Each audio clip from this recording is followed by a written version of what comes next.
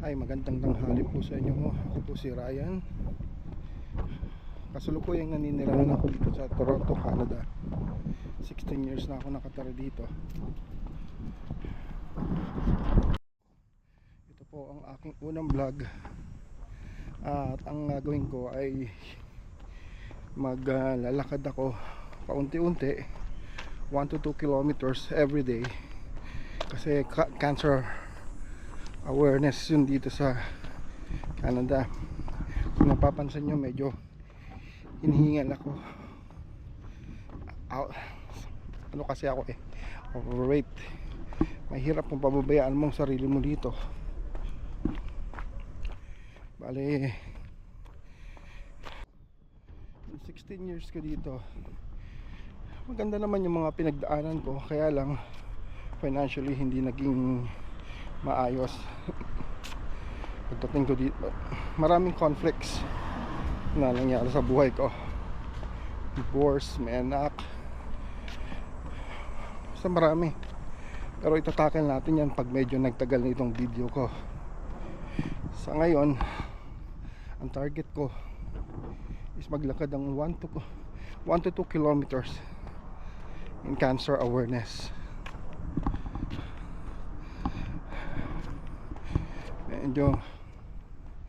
Medyo mainit ngayon at ang temperature natin is hindi kalamigan. Medyo nahihiya pa ako mag-vlog ng ganito, pero I've tried some na, kaya lang tinatamad ako Ito try ko ngayon raw, hindi ako mag-e-edit.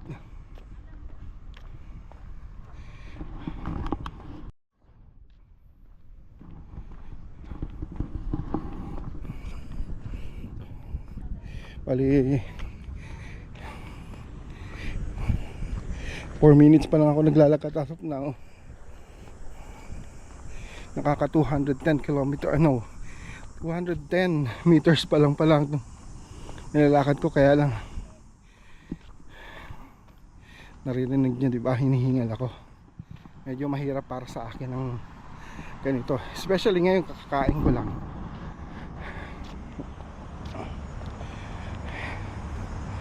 Hindi ko alam kung anong pag-uusapan natin. Ay pag-usap ako sa sarili ko. Hindi ako sanay ng ganito, kaya pagpasensyahan nyo na ako. Kung meron kayong mapanood ito at may bigay kayong topic, susubukan ko maitakil natin sa sa video.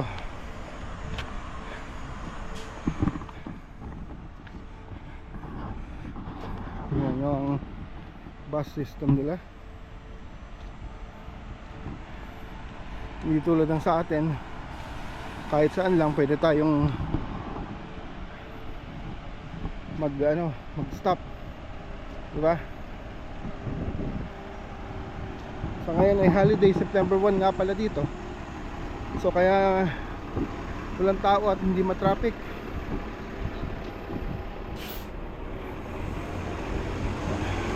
Masarap ang hangin. Subukan natin lakarin to kung kakayanin ko.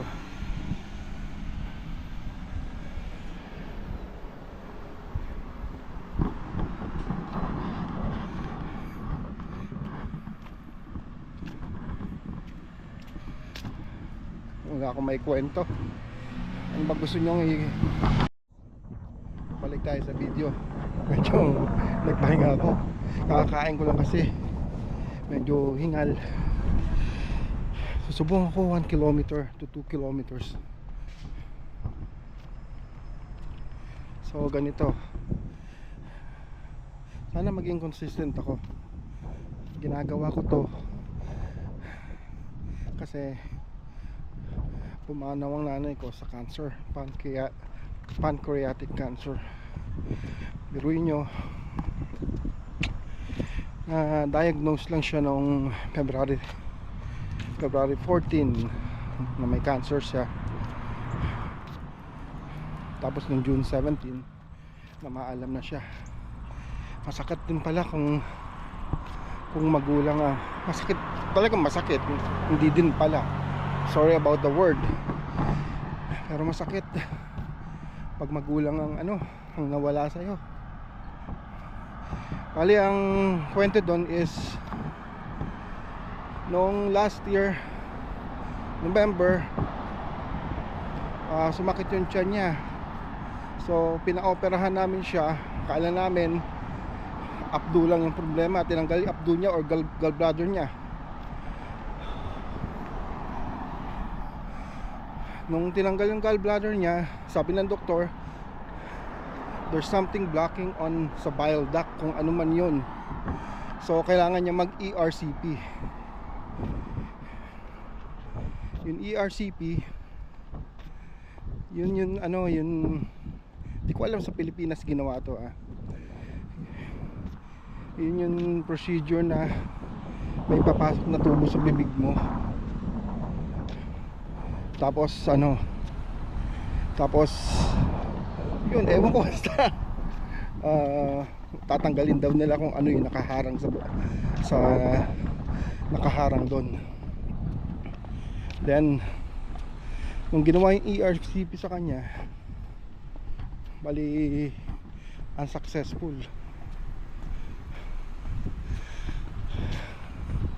Hinihinga lang ako. Yun, unsuccessful daw, so kailangan siyang MRI.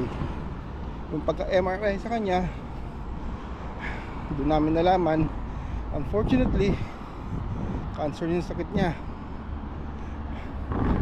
Bali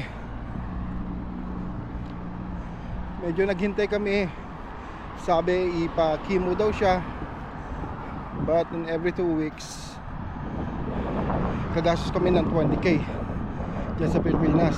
Sabi ko sa kapatid ko naman, kakayanin ko yun, kaso kakaiba ng katawan niya. Yun ang namin. Diyan na medyo yung timeline although na susundan ko, andun ako palagi, nakaantabay sa kanila. Talon tayo sa sa March. Sa March no, hindi. March, April, sumasakit daw ang likod niya. Ganun ang nangyayari. Tapos nung hindi ko muna sasabihin yung sakit ng father ko.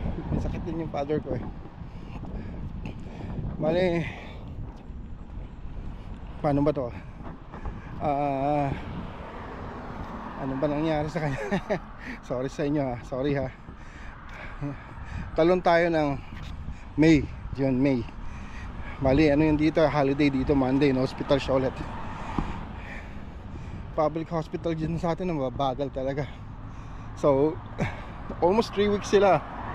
Biruin mo, tatanggalin lang yung manas sa paa. It would take a week pa. Ang tagal nun ang tagal nun. So nilipat ng kapatid ko kasi sa public public hospital. Siguro dahil doon matagal talaga. So nilipat ng kapatid ko sa sa private, sa Lasal, sa Dasmariñas. Sa Dasmariñas nilipat siya ng Friday, then on Monday pinapauwi na nila ako. You know what's going on, di ba? So Monday nag-decide ako at nagpabook ako ng ticket ko. Yan, nagpabook ako ng ticket ko on next week Tuesday. Okay? Next week Tuesday. So maaga ako nagigising para sa trabaho ko. Ride share kasi ako dito So maaga ako nagising around 5 o'clock AM. Nag-FaceTime kami ng kapatid ko. Nagulat ako sa itsura ng nanay ko. Sabi ko, ba't ganun si nanay? Nasa isip ko naghihingalo. Pero sa nakikita ko na hindi alam ng kapatid ko, humihinga na siya sa bibig niya. So naka-experience na ako ng ganon. Lola ko,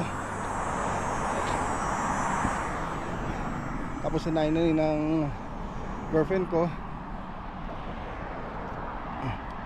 Mali yun, na-experience ko na sa kanila. So nung nakita ko siya, bakit ganon? So hindi alam ng kapatid ko na yun na palang hudyat na malapit na si nanay. So that was Friday. Sandali lang nahihiya pa ako, may dadaan Pilipino. So that was Friday. Balik na tayo. That was Friday. Paano ba to? Friday. By that time nagpa-rebook ako ng ticket ko. So magbabayad pa rin ako ng rebooking fee, which is $400. Sabi ko wala akong pakialam, basta pakita ko yung nanay ko na buhay pa. Bali, nakapagpa-rebook ako. Alis ako ng Saturday 4 PM. So yeah, stopover sa Hong Kong. Pagdating ko ng Hong Kong, tawag ako sa kapatid ko, kinamusta ko si nanay. Kinamusta ko. Yung pagkakamusta ko is gusto ko malaman kung andiyan pa siya. Well, andiyan pa naman daw siya. Sabi nga ng kapatid ko during that time na naghihintay sa akin, napakatagal daw ng oras. So habang naghihintay, pagdating ko ng mga 11 PM sa Pilipinas, diretso na ako ng hospital. Nakarating ako siguro mga 12:30 AM. That was Monday. Tapos Monday, yeah, nakita niya pa ako at niyakap niya pa ako. Nakita niya ako pero hindi na siya maayos Hindi na siya maayos nun. So nung gabi, nung madaling araw ng Monday, gising ako due to jet lag, syempre. Tapos naka-deep lang ako ng Monday daytime. Then dumaan ang daytime, ganun pa rin ang status niya.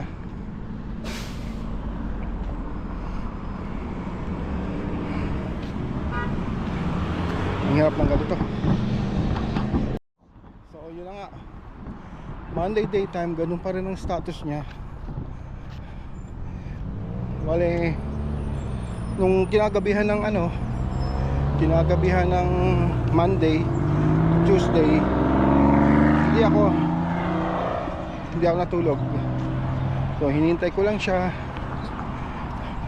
kinausap ko siya, niyakap ko siya, at inamoy ko siya. Syempre nanay ko. Masaya ako, nakasama ko siya. So lumipas ng gabi ng Tuesday daytime na. During that time, gusto kong umidlip kasi medyo inaantok na ako. Habang nakahiga ako sa isang maliit na higaan doon, sabi ko sarili ko, ba't ako nilalamig? Siyempre galing ako dito sa Canada, and that time was June. Hindi ako masyadong inaano ng lamig ng AC dyan sa atin, kasi nga yung balat ko nga is kumaga sanay siya sa ganitong lamig. Tapos yun nga, nilalamig ako. Sabi ko, ba't ako nilalamig? Okay, well, in-ignore ko lang yun, diretso lang ako.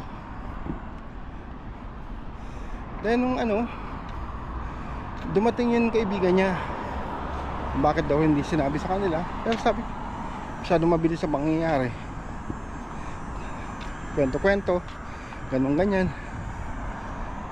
Ando dun sila. So around 4 o'clock, napinsan ko yung screen, nagpa-fluctuate na yung niya, yung BP niya, 80, 90, 70. Ganyan na nakikita ko. Exactly, may nurse dun. Tinanong ko yung nurse, bakit bumababa, tumataas yun niya, yung BP niya sa machine. Tawag niya yung doktor.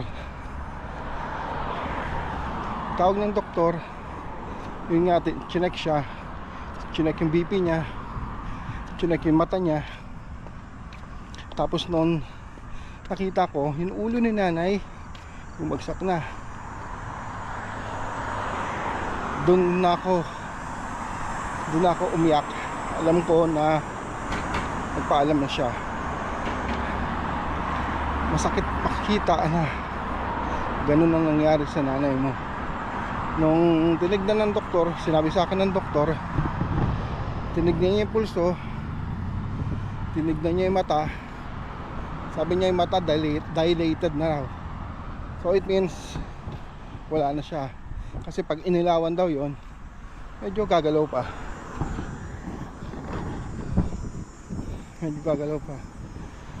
Buti sila ganun ang katawan, no? Ako ang laki ng tiyan eh. Tapos yun, ang ano ko doon, ang aral doon para sa akin, wala akong pakialam kung I don't mind kung magbabayad ako ng 450 para sa rebooking fee. Ang importante doon is nakita at nakasama ko pa si nanay for 1.5 day at naabutan ko siyang andiyan pa. Well, ganun yata talaga kalungkot ang buhay. Alam nyo, in 16 years, sabi ko sa sarili ko, pinagsisihan ko ang hindi pagbisita dyan sa Pilipinas. Reason? Ang mahal ng pamasahe. But you know, nakapunta ako ng US andyan lang naman sa tabi. Hindi katulad kasi dyan, pag umuwi kami dyan, kano magagastos. Nasa 2,000, which is lagi natin isipin, ang pera nandiyan lang. Pero ang mahal natin sa buhay, pag may maganong sitwasyon, is hindi natin may susole, diba? Kaya sa inyong mga nanonood, ganun na lang ang gawin natin siguro. Pahalagaan natin ang mga gawin na lang na yun ang magandang gawin. Pahalagaan natin ang mga mahal natin sa buhay. Actually, kung in-adjust ko yung pag-uwi ko, maabutan ko pa siyang may hulirat. Sandali lang. May duan, mukhang kabayan. Medyo nahihiya pa ako, nakipag-usap ako sa camera. Kaya medyo tinigil ko. Pero kung titignan nyo nakaikot na ako. Ayan naka 1.35 kilometers na ang nilakad ko ngayon. Baka hindi nyo nakikita. Yan. Ayun ang building namin. Basta tignan nyo, andyan ako nakatira.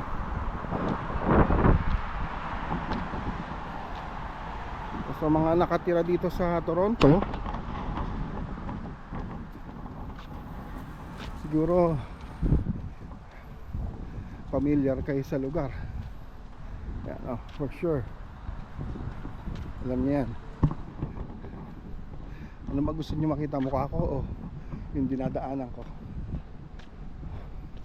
Nag-jaywalk tayo.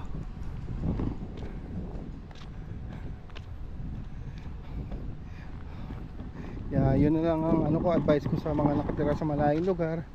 Bisitahin natin ang ating mga magulang as much as possible. You know naman tayong mga Pilipino I know, and alam niyo sa sarili niyo na mapagmahal tayo, bubuyog. Mapagmahal tayo sa mga magulang natin. Kaya yun na lang siguro ang masasabi ko sa inyo. Ang daming bubuyog. Nasabi ko ba nga pala September 1 ngayon sa introduction ko. Bale, ito ang unang vlog na ginawa ko na for sure totally raw. Hindi ako mag lalagay ng ng any editing. Lahat kwento. Minsan pag magkikwento ako, doon tayo sa loob ng sasakyan ko pag nagdadrive ako.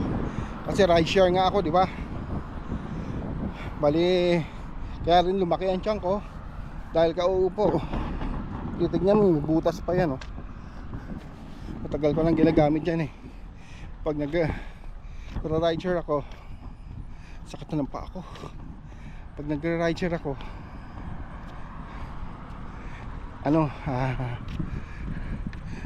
ganito lang yung get up ko. Kahit na kasi hindi naman ako nakikita, di ba? Pero ngayon ganito kasi medyo distorted ang body ko. Pero I hope nagustuhan niyo yung kwento ko. Ito ang una, pero hindi ito ang huli. Susubukan gumawa ng marami kung anong mapagkwentuhan natin. Pasensya na kayo kung ganito ako magsalita, kasi naglalakad ako, hinihingal ako. May ewan ko, hirapan ako eh. Pero I hope makatulong ako sa advice ko na lagi natin nasa malayong lugar man tayo, gumawa tayo ng paraan na bisitahin natin ang mga mahal natin sa buhay. Kasi hindi, lahat naman tayo eh, sandali lang dito sa mundo. Kaya mas maganda kung natin sila, mabibisita natin sila. O ito yun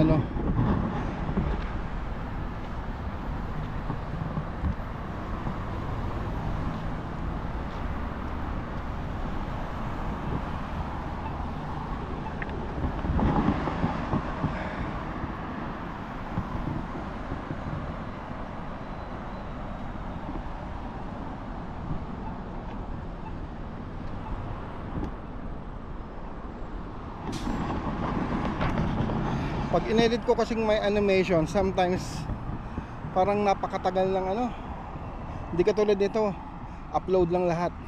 Pagsasamahin ko sa isa, then upload lahat, diba? I hope may nakuha kayo sa unang kwento ko. First time ko to mag-vlog ng ganito. Well, magpapaalam na muna ako kasi wala na tayong kikwento. Mag-suggest kayo kung meron kayong gustong tanungin sa akin, susubukan kong sagutin kung kakayanin ko. Pero pagpahanap ng trabaho, wala nga akong trabaho. Kaya nga nagre-rideshare ako sa ngayon eh. Kung may gusto kayong malaman, alam ko naman maraming update sa Facebook sa mga buhay-buhay ng mga Pilipino dito sa Canada. Sa akin ayokong masyadong ganun eh. Gusto ko yung experience ko, walang sira-sira. Kwento ko lang buhay, minsan maikli, minsan mahaba. Well, I think sa ngayon okay na to. Thank you kung nanood man kayo. Tatapos na to. Goodbye.